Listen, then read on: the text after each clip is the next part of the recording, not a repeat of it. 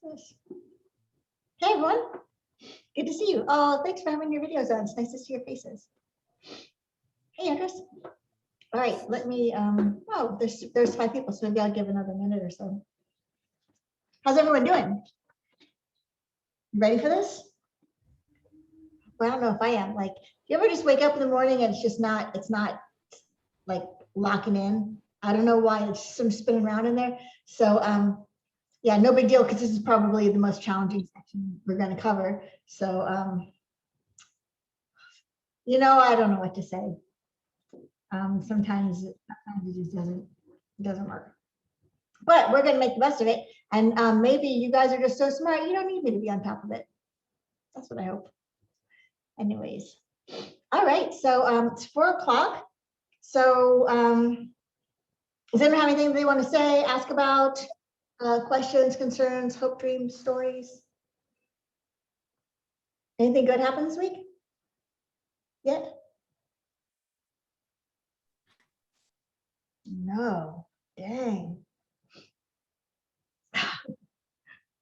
All right. Well, okay, so I'll share some things. Just share the screen. I like it when I don't have the screen shared because I can see your faces, but all your faces, but here it is. I want to have the dates on, so. All right, so I just want to make a little announcement about the exam. So there's 3 options for the final. One option is don't take it. That's totally fine. Like you have enough points available to you to get an A or to get whatever. You have enough, what am I trying to say? A perfect student has enough points to get that. And you may have enough points to get an A, you may have enough points to get a B and happy with the B or whatever. And then you don't need to take the final. So the final is a chance to, in case, you know, whatever trickle down stuff doesn't work, in case whatever else you've done, you still wish you had one more point, one more E or one more S or something like that that you don't quite have, you know, take the final then. There's 4 questions on the final, and they'll be from any time in the class. And if you make that score, then you can have that replace any of your old scores. And you know, if you take it and you get all Z's, well, that's not going to replace higher grades. I don't mean that, right? I just mean like if I'm going to take the highest of all the grades that you get, and it's a chance to get some more if you want to. But you know, maybe you'll end up with the grade that you hope to get, and maybe you'll be further than 4 away for the next highest grade, and then you don't take the final, and then you have some free time to spend studying on your other exams, or you know, trying to remember what life was like when you had a life, or whatever it is you're going to do. Okay, so but if you do take it, there's 2 days that you can take it. I don't know which one's associated with this class and which one's associated with the 2:30 class, but it doesn't matter to me. You know, one of them is Thursday the 13th at 11, one of them is Tuesday the 18th at 2. And you can decide, maybe you want to take it early and just be done with it, and that's cool, then you can. Or maybe you want to give it an extra weekend and really put some time into it. That's also cool, you can do that. So when you tell me if you're going to take the final, it'll help if you tell me which one of these you want to take. And be sure that whatever you pick is one you can actually make it to. So every year there's always a student who's like, oh, I want to take it at this time. And they're like, wait, I have another final at this time, but they don't tell me until the day of the final, and then things are complicated. So just look at your final schedule. If you have a class at 2:30 on Tuesday, Thursday, then you have a class at the other time. So you have to take it at, I mean, you have a final at the other time, so you take the final at the time of your class, whichever it is. All right, so that's that announcement. God, I'm so dark here. I think they're going to paint tomorrow. So maybe Thursday I'll be back into a room where I'm not backlit. Let me see if I can do something about this. Maybe I can't. Okay, I'll try to sit back. Also, so what about the article? So I read some of your, maybe I read everybody's submission, unless somebody submitted something sort of recently. Oh, maybe I can try to do the, let's see if this makes a difference. Well, that's pretty washed out, isn't it? All right, maybe that's a compromise. It's hard. Well, okay, whatever. I look like a cartoon figure now, but at least I said, look, I'm in the witness protection program, so maybe that's better. Okay, so let's talk about the article. So you had some really, I think, interesting observations about it, and I really liked reading it. I think you're really thoughtful about it, and I got the impression that many of you sort of feel better off having read it, like feel better about your abilities or feel better about your understanding of things. Does anybody want to like add something or say something about what they thought about it?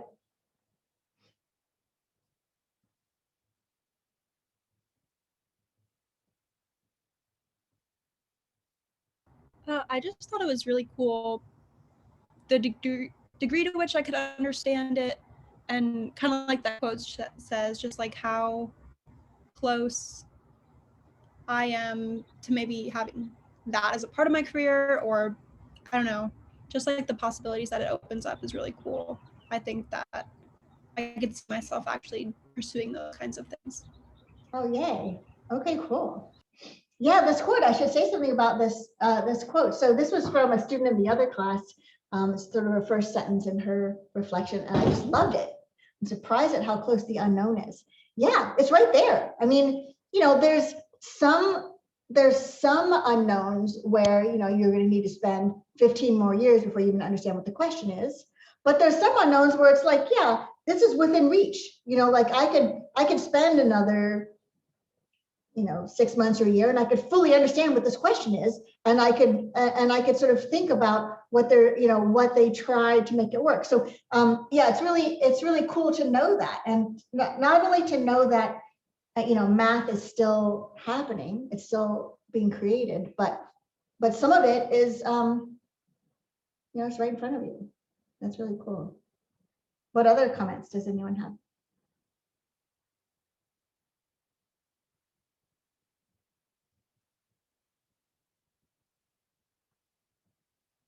No one else wants to share anything? Okay, well, I'll make some comments based on, you know, just sort of glancing through everybody's submission. These are some things that came up that I wanted to address. One person was sort of a little bit confused or intrigued by the statement that the guy who found the counterexample was that he didn't want to share his computer program yet because he still maybe had some tricks up his sleeve. He might have enough tricks for some more results. And so the question was, well, wait, if he already has a counterexample, then like, we know it's not true. So why bother? Like, what's the point?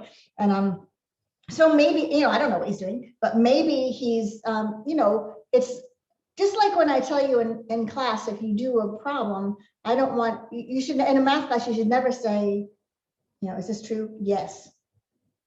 And just leave it like that, right? It should be yes, because, or no, because. And the same thing's true for this counterexample. Now I found a counterexample, but you know, it doesn't give you that much insight into what's going on if you're just like, well, guess it's not true. You know, you get more insight if you're like, well, let me analyze the counterexample, figure out what's going on. Can I get a whole family of counterexamples out of it because I understand what went wrong with this? Or can this help me see what's the category with all the things that it does work for? Do you know what I mean? So you can sort of still dig away at understanding what's going on from it. So maybe he's thinking he's close to having some related results and wants to just sort of keep that. There's some areas, I should tell you, it's there's some areas of math that are more like that, and that's just the culture. In my area of math topology, specifically like three-manifold topology, it's really the opposite. Like when I was a grad student, I was trying to prove this thing about suspension flows, and I went up to MSRI. My advisor was there, and it's this sort of research institute, and I was just a little, you know, scrub hanging around, and there were, you know, my math idols were there at the time, and so I was sort of hiding from them because I was afraid they were going to ask me a question and I was going to expose myself as being stupid. So I was hiding from them, but one of them sort of like tracked me down by the whiteboard, and he was like, "Okay, Lee and I have been thinking about your problem." And I was like, "Oh God, no," because like I was thinking you'll think about it for, you know, 45 seconds and you'll know the answer, and no, don't take my problem away from me. And then he said, well, so we think that the thing you should really exploit, you're probably going to get a lot out of, you know, this hypothesis. And, you know, I think this is where the complication is going to be. And, you know, like they just thought about my problem and then gave me advice. I didn't ask them to. They just were like, hey, this is a cool problem. I think maybe we can be useful, and sort of hand it over. And then the same thing was with Thurston. I said, well, what about this? And he goes, oh, and he drew this beautiful picture. Isn't this what it looked like? I'm like, oh my God, that's what it looks like. And so there's a lot of fields of math where they just want collective understanding. What's a group algebra? Some people asked. Okay, sure. It's a group, and then you've got an extra thing called a field of coefficients. And the closest thing to that is, if you have matrices, that you can do, or vectors even. You can take linear combination of those vectors. But the coefficients that you use for those linear combinations, those coefficients come out of something called a field. You probably only had them come out of the reals, which is an example of a field. But there are other examples of fields, like the complex numbers forms a field, integers, mod, p, where p is a prime forms a field with addition. My line, no, that's right. And you may be thinking, well, what's a field? Great question. We're going to find out, I hope, on the last week of class. So we're going to do a little bit of time with rings and fields, just so you'll feel more comfortable when you see these things. Okay. Somebody asked about clock arithmetic. Clock arithmetic is just modular arithmetic. But most people don't know that word, but they do know that on the clock, when you get around to the 12, then next thing you go back to 1, so that's a sort of familiar thing we can tell them about. A couple of people talked about Gromov's comment about how groups are so complicated and weird that any simple statement about all of them is probably not true. And that seems right on. And some of you commented on that guy who was trying to prove that the unit conjecture followed from some other theorem or some other conjecture, and he couldn't do it. And he's like, I was just wondering if I was stupid. And some people were like, oh my God, how could you be stupid? But you know what? This is how every mathematician feels. Everyone feels stupid, most of the time. Sometimes you have an idea, we're like, oh, I figured that out. And then you're pretty excited. And then you go ahead and you feel stupid about the next thing. And so if you're feeling that now, I don't want you to ever feel it. I mean, now you don't. Of course, you're chosen to be a math major. You're doing great. But there may be this little thing in the back of your head feeling like, I'm a fraud. I shouldn't be here. This is hard for me. Everybody else is getting it so easily, but I have to work hard. Maybe I'm stupid. No, this is what everybody does. I mean, even, so Davidas was saying, people will say that, they're no good in math. And he's like, I'm no good in math. I just work at it and I'm comfortable feeling stupid until I get something. So, everyone feels stupid all the time. And it's totally okay. It doesn't mean you're in the wrong place, unless you hate feeling stupid, I guess, but it doesn't mean that you're not qualified to be. You're totally qualified. Oh, and the last thing, how they were talking about the crystallographic structure as being one of sort of models. The thing that gave rise to the counter example was one of the models for the shape of the universe. One of the possible 17 Euclidean finite shapes for the universe. Guess what another one is? Poincare dodecahedral space, which is what my art project from 2.5 years ago was based on. So the inside of this Poincare dodecahedron, where the walls are sort of glued together in a certain way, is another high contending model. So anyways, it's cool, and I hope we get to assemble it again. But even if not, one of the faces of it is going to go on the wall in the math department. So you'll see it eventually. Right. It's like Annie's thesis. Do you want to say? Oh, do you mind saying something about your thesis, Annie? I was just gonna say, with the whole feeling like you're stupid all the time thing, I interviewed pretty much everyone in the USC math department, and that's exactly what they all said. They just were like, oh yeah, I constantly feel like I'm not smart enough to do this, literally all the time. And it's one of my main results of my thesis is just so what's going on with math that we just all feel dumb all the time? What's going on here? So it's a real thing. Yeah. Okay. Yeah. Yeah. It's not just me. It's us. It's not just you. It's not just me. It's us. All right. That's what we all have in common, is feeling stupid. Maybe. Okay. All right, so that's my announcement. Does anyone have anything else they want to ask about, share, whatever, before we start doing some math? All right, so don't be scared. I'm about to scroll forward to a lot of stuff that's already written, because it's all stuff that we did last class. And if I go through it all again, writing it down, it'll take up half the class, then we won't really get anywhere. So you have it all written down. I just copied it out of your notes, and I'm going to talk through it real quick to make sure we're all sort of there. So the first half, or the first 2/3 or 3/4 of class, we're going to be talking about the special case where H is the kernel of some homomorphism V. And then we had this example that we leaned on really heavily as we were going through developing these things, so to have something concrete to have in our hands while we're thinking of these abstract ideas. And the example came from a classwork problem that you had to develop a homomorphism, the unique homomorphism from Z6 to S3 that takes 1 to 1, 2, 3. And we realized what the operations were on these two groups, and we figured out that this is where all the elements of Z6 have to go in order to have a homomorphism. And then we realized that some of these go to the same place. And in fact, if we think about the kernel is everything that goes to the identity. So here's the kernel over here. And everything in the kernel goes to the same place. But also, this 1 plus H, this set 1 and 4, this is a coset of the kernel. This is the coset 1 plus H. And 2 and 5, this is another coset of the kernel. This is the coset 2 plus H. And everybody in this coset goes to the same output. And everybody in this coset goes to the same output. Okay, so that's kind of a cool thing that happens. And here was this sort of picture showing that all I had to do was take all the 6 elements of G and arrange them, sort of organize them by coset. And then either I could think of G taking each individual element somewhere, or I could think, well, maybe there's a function that just takes this whole coset, just gloms all these together because they do the same thing under the function. Takes this whole coset there and this whole coset there. So that's what our goal is. One of our goals is to define that map that does that. We're calling that map mu. I want to just remind you something. Maybe I should have called this image of phi.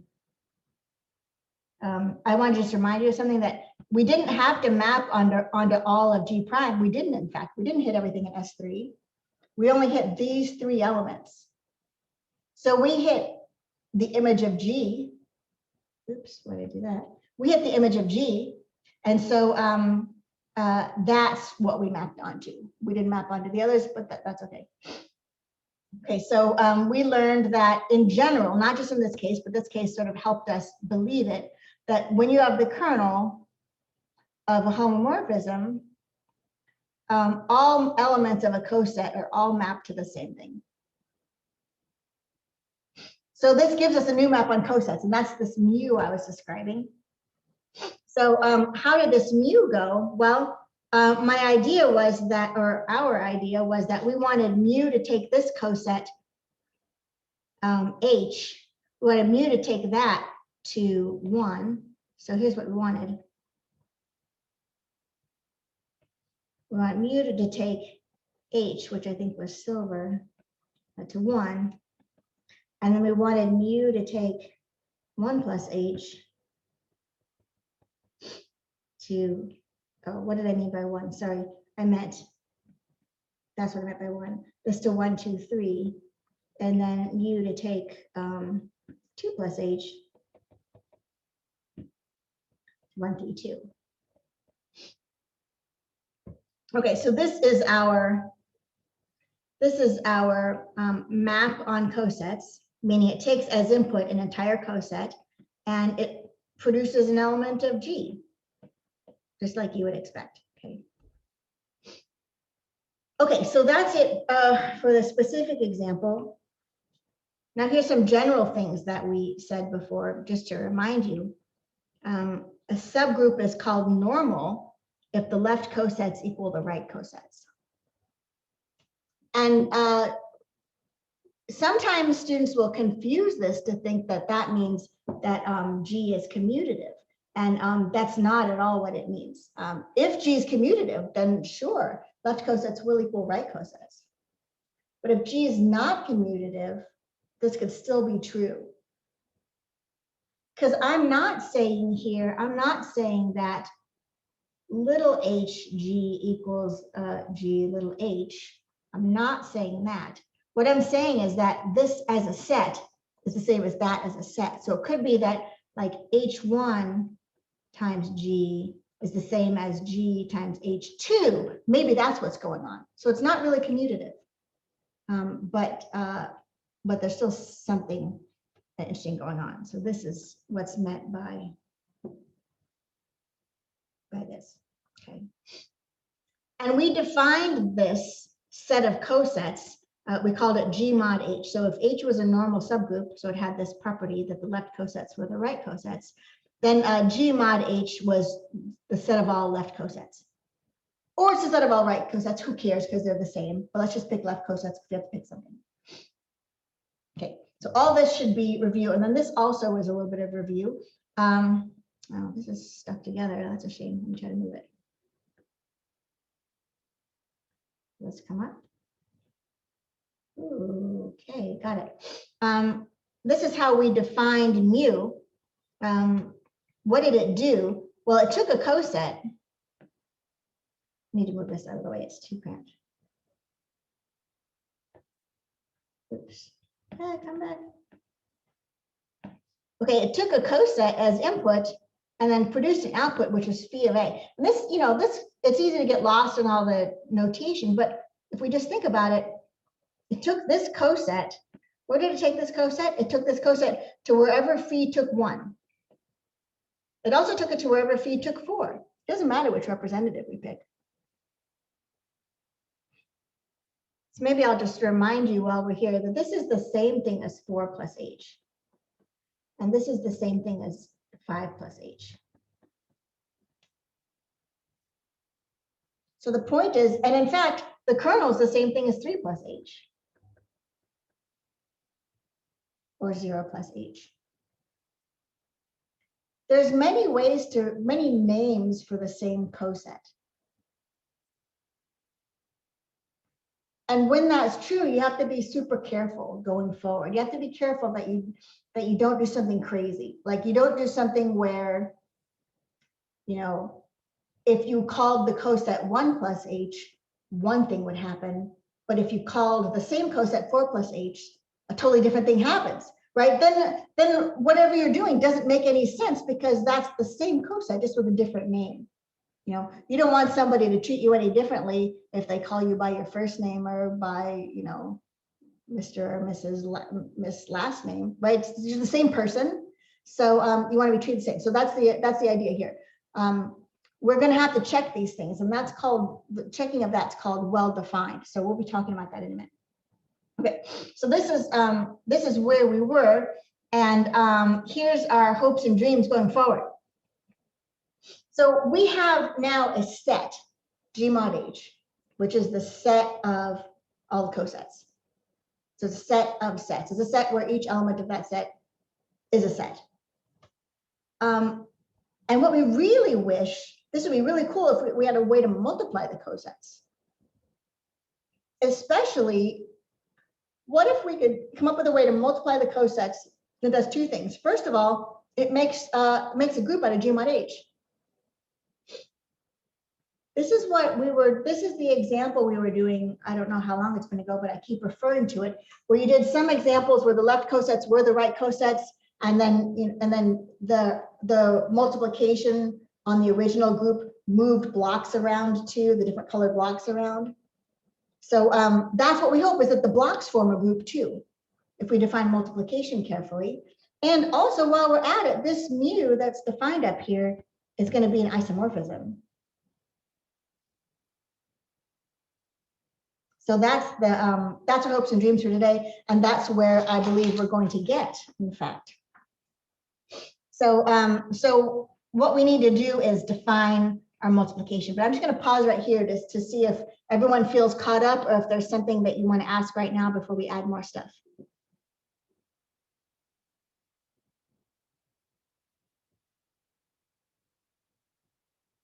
Does mean we're good? Yeah, okay, good, nice. Okay, so let's just define this multiplication.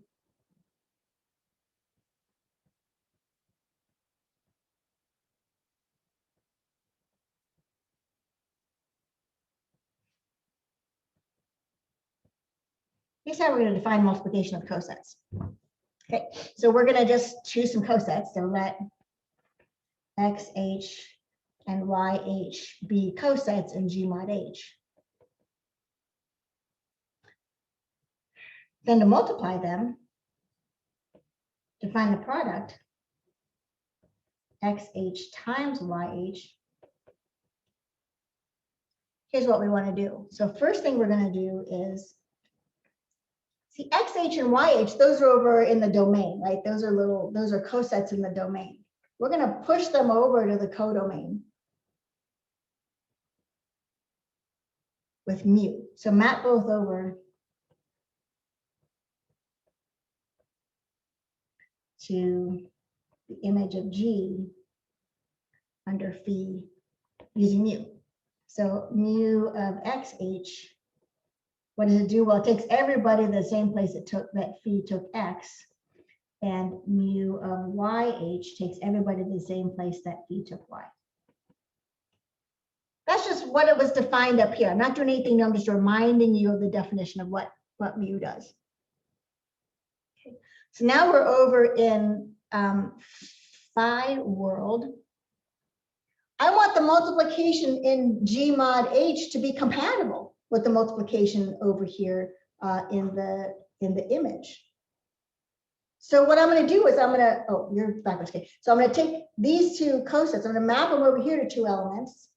And if I want the multiplication to be compatible, then I'm going to multiply these and figure out what maps to it. And then that's going to be what the product is over here. So I'm going to kind of go here and use the fact that phi is an isomorphism to make mu an isomorphism. Okay, so here's what we do. So second step is multiply them in phi of G. Multiply phi of X and phi of Y and phi of G. So let's see, what is phi of X times phi of Y? Well, phi is a homomorphism, so that's going to be the same thing as phi of X times Y.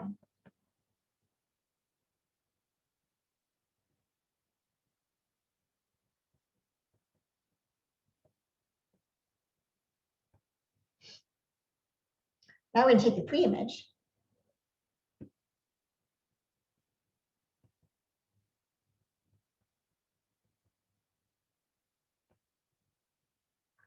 Of the product under mu.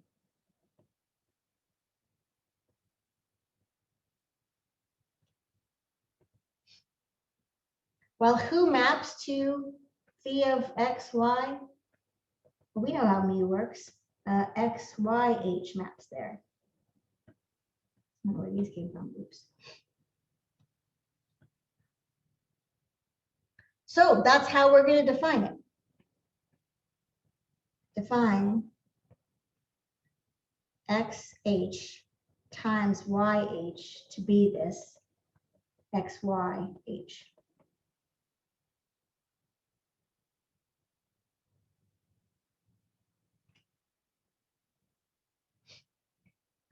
If we do that, the way we built it, mu is an isomorphism. Did we talk about one-to-one? We didn't talk about one-to-one, but it is. Is the kernel is just the identity? Yeah. Okay. So it's an isomorphism. Okay. So that's our definition. And use an isomorphism. Okay. So last time we showed that mu was well defined. We haven't shown that multiplication is well defined. So let me just, should I remind you what it means to show something's well defined? Yeah, let's do that. Okay, so let's just do a little recall of well-defined.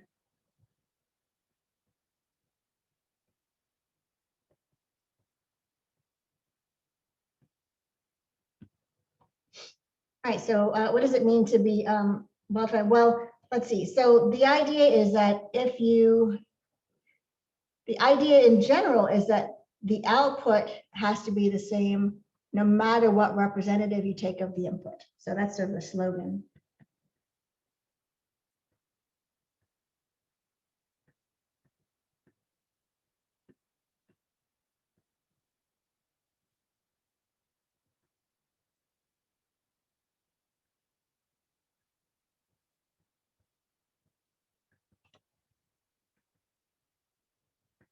Oops.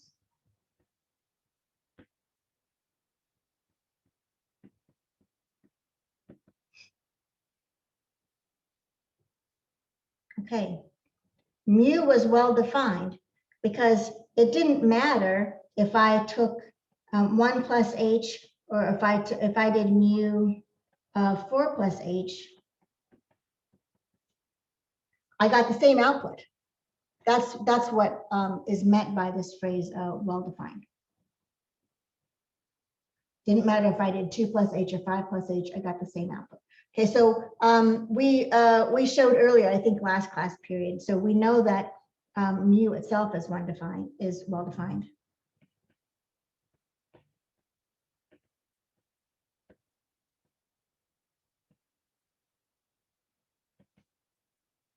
But the multiplication is also well defined. So let's just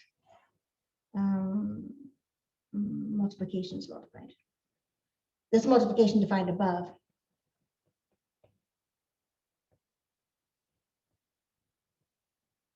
Which is this multiplication of cosets. I don't need that parenthesis.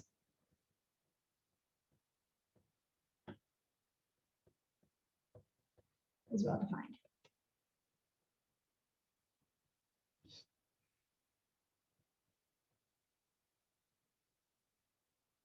So what's that specifically going to look like?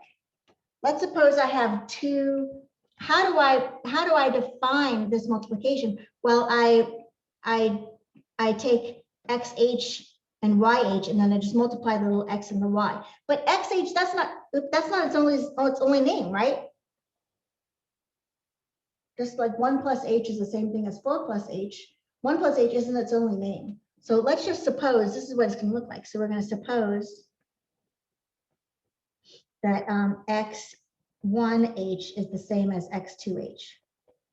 So 1 plus h is the same as 4 plus h. And y1h is the same as y2h. To show that it's well defined,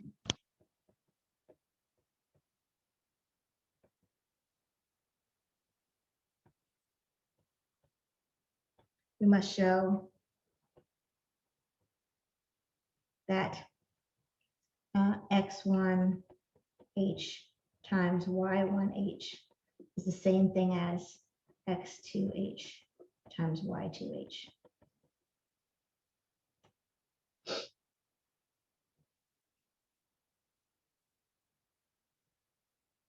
Doesn't matter which representative you use, you still get the same answer. I didn't prove this for the last class, but should we prove it? Would it help you to see it proven? Yeah, some nods. Okay, so let's try to prove this. So let's see. So we already supposed the right thing, and we know what we're supposed to show. So let's see. If x1h is equal to x2h, then let's see. So here's what we know. x1h times y1h. Well, the way we defined multiplication is this is going to be x1 y1h. And I want to show that's the same as x2 y2h.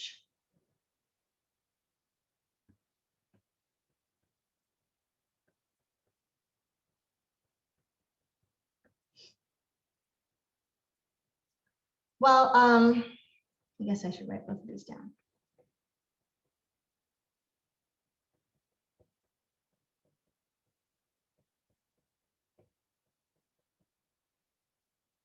All right, these are both sets.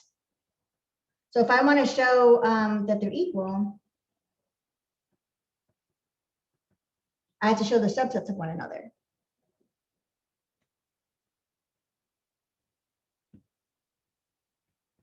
So let's go one direction. So let's suppose, oh my gosh.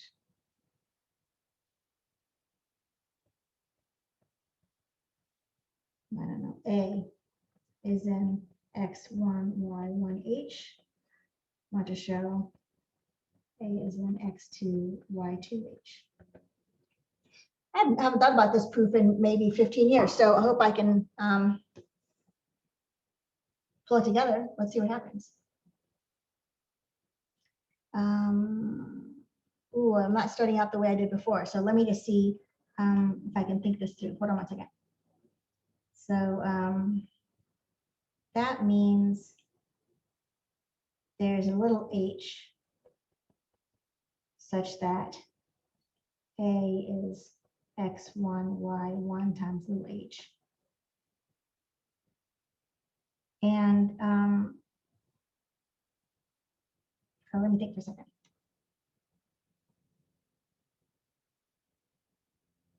Oh yeah, I can get there. Okay, yeah, I got it. I got it. Okay, so so that's a true statement. Do you see why that statement's true that I just wrote? That's what it means to be like, what does X1, Y1, H look like? Well, we just took X1, Y1 and we multiplied it one at a time by every element of H.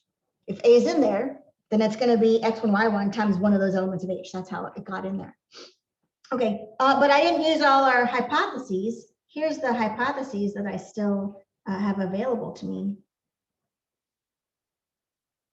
Okay, so since X1H equals X2H, then I know that there's an H1 and an H2. Oh my gosh, this could be horrible.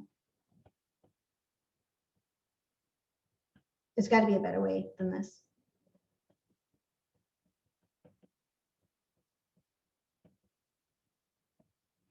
So that X1, H1 equals X2, H2.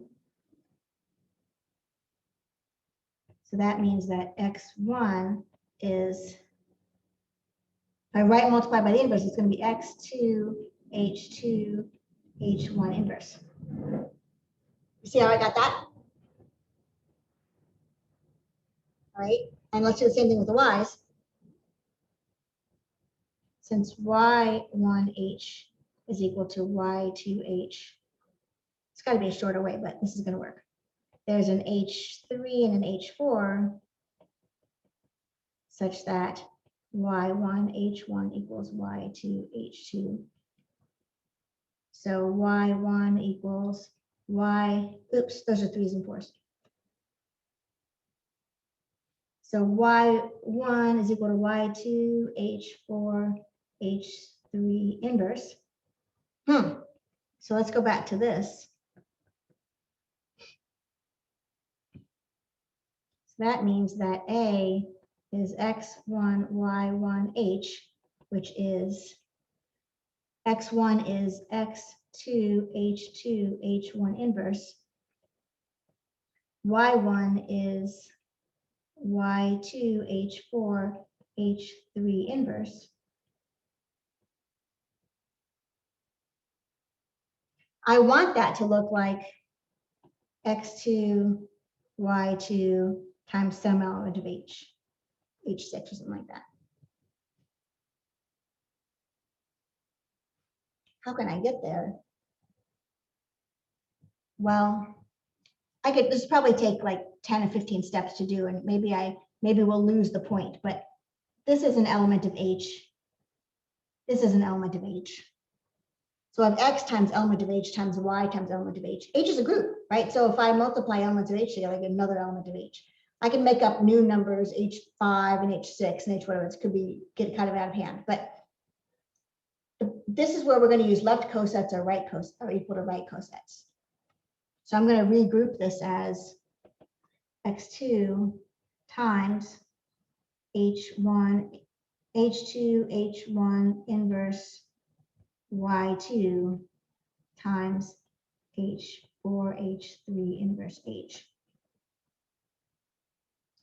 And since left cosets are the same as right cosets, that means that in some sense I can swap these. Not totally, because it's not commutative.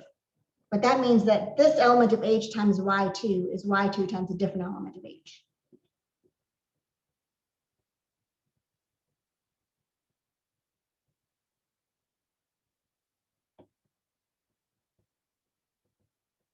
This is since left cosets are right cosets.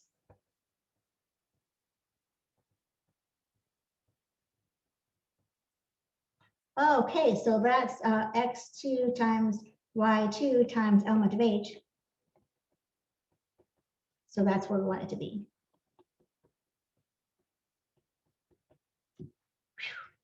I know there's a shorter way, but that still works. So I'm going to take it. Okay, so this is pretty typical of dealing with cosets. You know, being in a coset means you are, you know, coset x1h means you are x1 times some little h of some sort. You go from the coset to the elements, you mess around with the elements, and then you go back up to the coset. Okay, so anyone want to ask a question about this?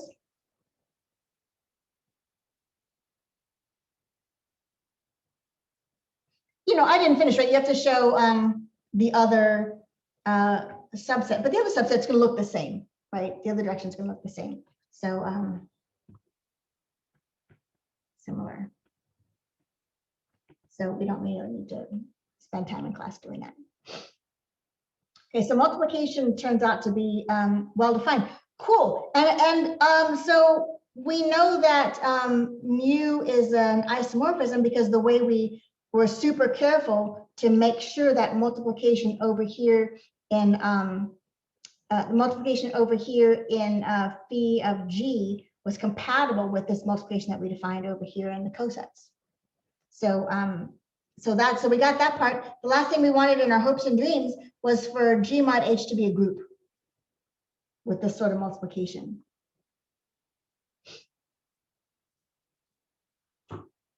You might want to show that by, you know, finding the identity and showing closure and showing inverses, etc. That's totally okay. But there's an even shorter way. Can anyone think of why it has to be a group?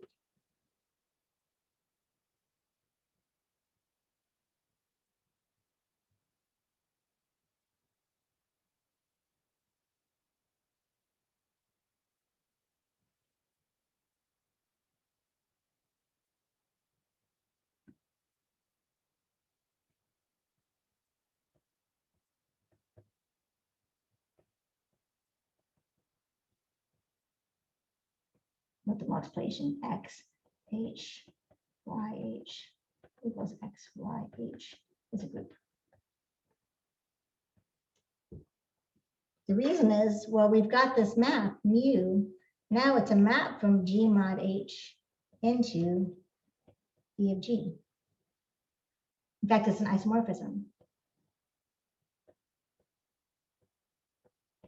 Even homomorphisms take groups to groups, and the preimage of a group is a group, and the image of a group is a group. This thing we know is a group. Why?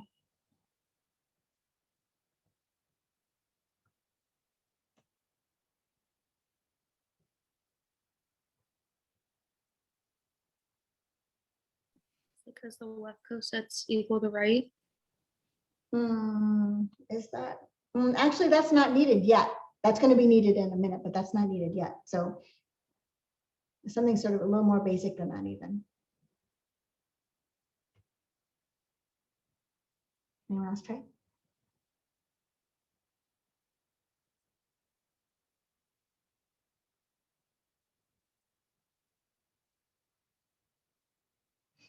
Let's see, so G is a group. And phi is an isomorphism, or at least it's a homomorphism. that means that the image is a group.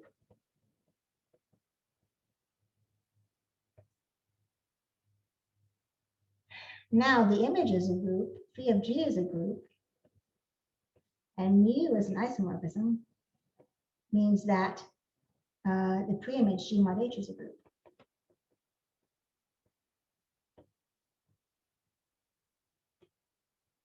Done. So we got a group out of it. All that work is going to come together in this theorem right here. So this is just sort of a summary. So let phi from G to G prime be a homomorphism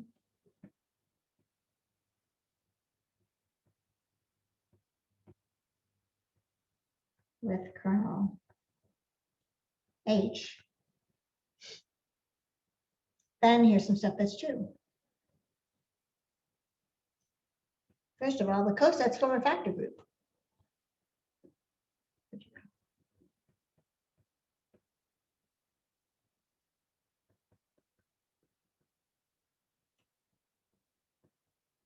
called a factor group.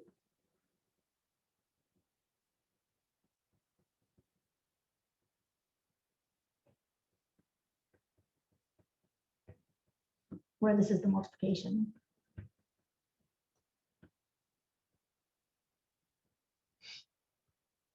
We can talk about what the word factor means in that once we get a little bit more comfortable with factor groups, why they call it that versus anything else. Because factor has a meaning, and you would think it'd be stupid to call it factor group if it didn't match the meaning that we already sort of had for the word factor. So it does. Also, this map,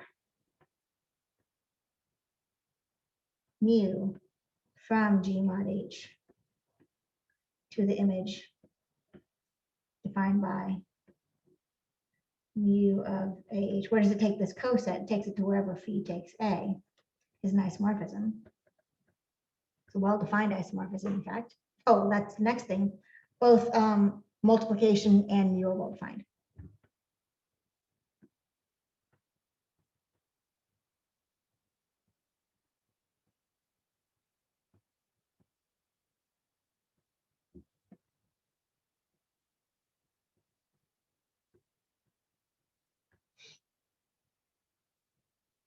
And the proof of that is sort of all the stuff we've been doing for the past 2 days.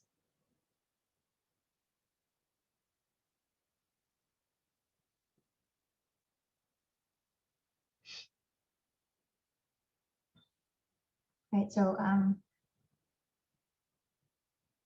going to bring up a classic example.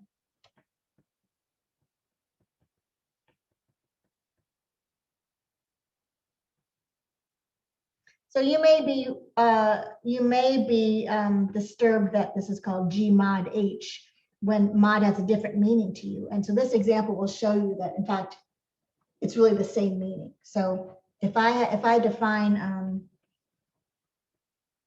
map gamma from Z to Z4 by gamma of n equals R, where R is the remainder when you divide by 4.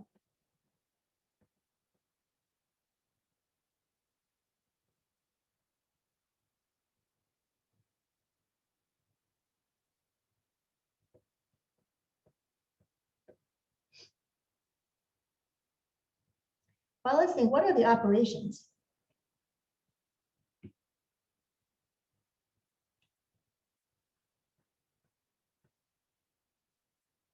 What's the operation on the integers?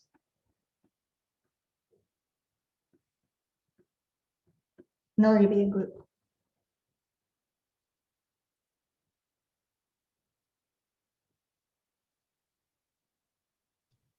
Addition. Yeah, so it has to be addition. And then this one has to be addition, mod 4. Okay, well then what's the, if I'm going to figure out the kernel, I need to know what the identity is. The identity here is 0 and the identity here is 0. So what's the kernel of gamma?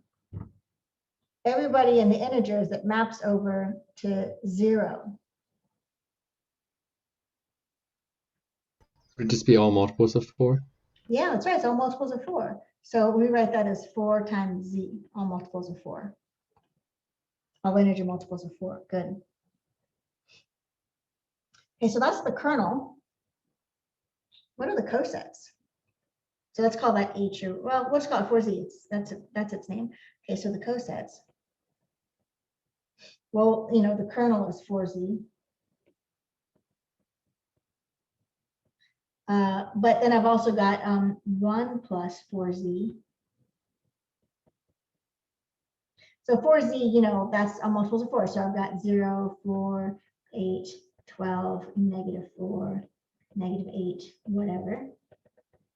1 plus 4z means I'm just going to add 1 to everybody. So I've got -7, -3, 1, 5, 9, 13. 2 plus 4z, I'm going to add 2 to everybody in 4z. So I've got -6, -2, 2, 6, 10, 14. 3 plus 4z, I add 3 to everybody in 4z. -5, -1, 3, 7, 11, 15.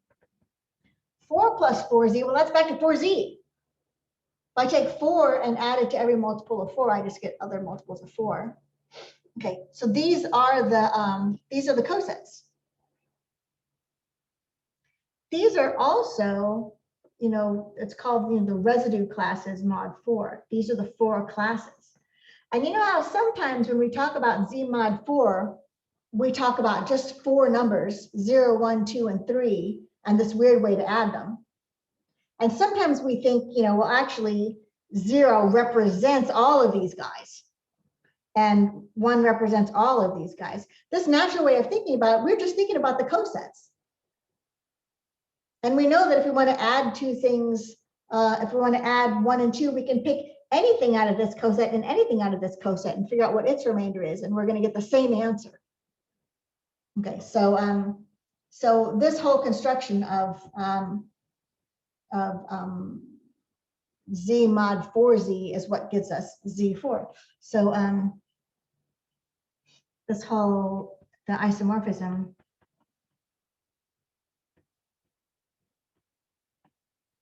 mu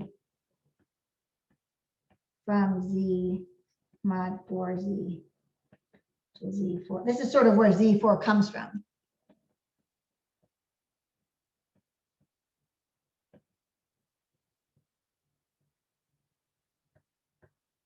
That's the way Z4 is sort of constructed in the first place. And so we're just generalizing that to other situations. Okay. Other questions about this?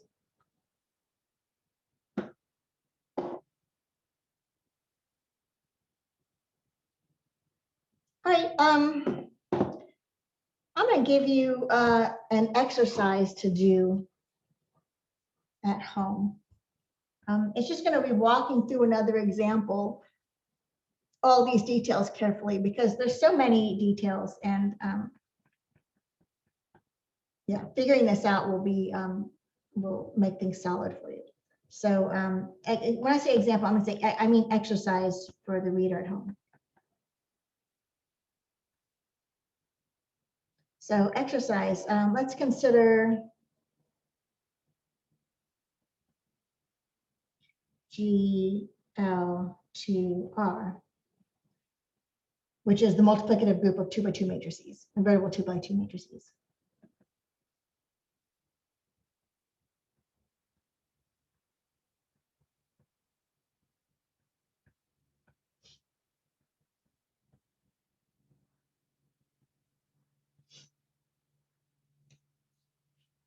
So we're going to define a function phi from GL2R with multiplication to the reals with multiplication by the determinant. So phi of A is the determinant.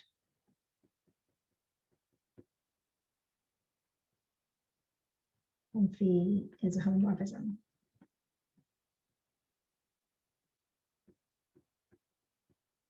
So all this was shown earlier. We did that like 2 or 3 class periods ago, something like that. So there's nothing to show here yet. I'm just reminding you of this previous example. In that case, here are some things to do. In fact, we also figured out what the kernel was. That was also earlier. Is all 2 by 2 matrices with determinant 1. Well, that has to be because the oops, sorry, wrong thing. Because the identity over here in the reals with multiplication, the identity is 1. So we need everything that maps onto 1 using the determinant function. In other words, everything that has determinant 1. Okay, so that's the kernel. So here's the exercise that I want you to do. 1, find 2 different cosets of H. So let's call this H.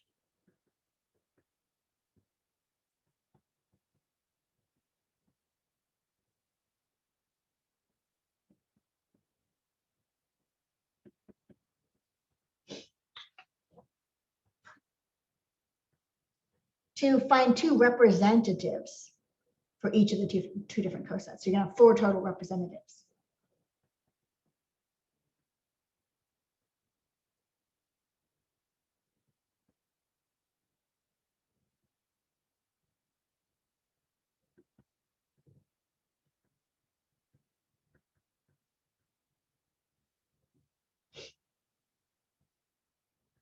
So discuss the definition of mu.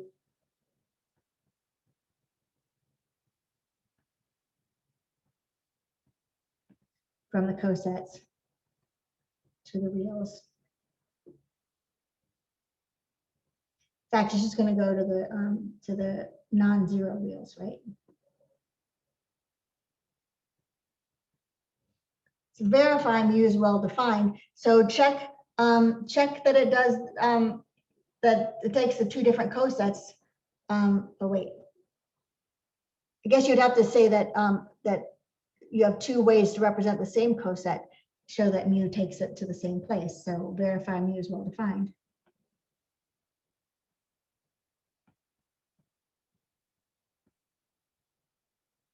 For your example.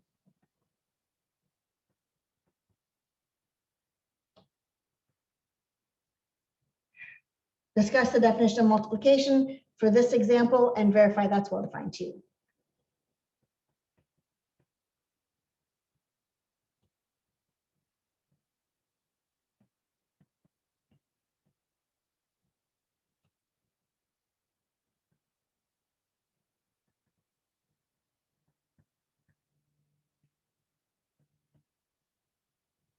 Verify well defined for the 2 cosets that you chose. Multiplication, sorry, is well defined.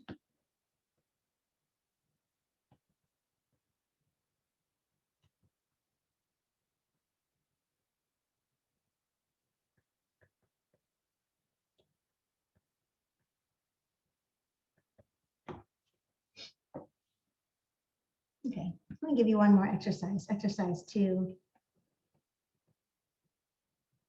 Same old thing, just with a different group. So let's define the homomorphism from Z cross Z to Z by P of 1, 0 is 3 and P of 0, 1 equals -5. Do all the same thing as in exercise 2.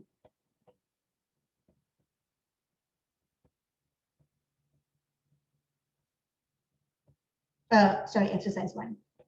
So these are good things to practice with. They shouldn't be, the only tricky thing would be is understanding what all the notation and terminology means. You don't have to come up with an extra piece of insight. So it's a really good thing to practice on your own. It helps you just feel comfortable with all the stuff that we learned. All right. So that's all we got for today. Oh yeah, one more thing. Let's have a little quiz. So I'm gonna put this away, but it's gonna be up on, if you didn't get it all copied, that's okay. It's gonna be up on the drive later tonight once we're finished doing the recording. So, so you'll be able to copy the rest there. Let's just get into quiz taking position. Let me find the quiz. Where is it? Oh, hold on. Did I not screenshot it? Wait, is this it? Hold on. I didn't screenshot it yet. I can do that easily enough though. Here and here and here and here and 7. Oh, this is 8. Let me just typeset it again.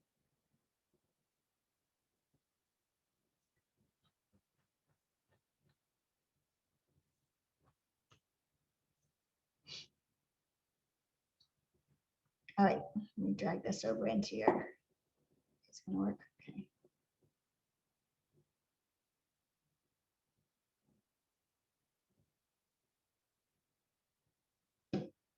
Let me know if you have a trouble getting it and I'll send it to you a different way.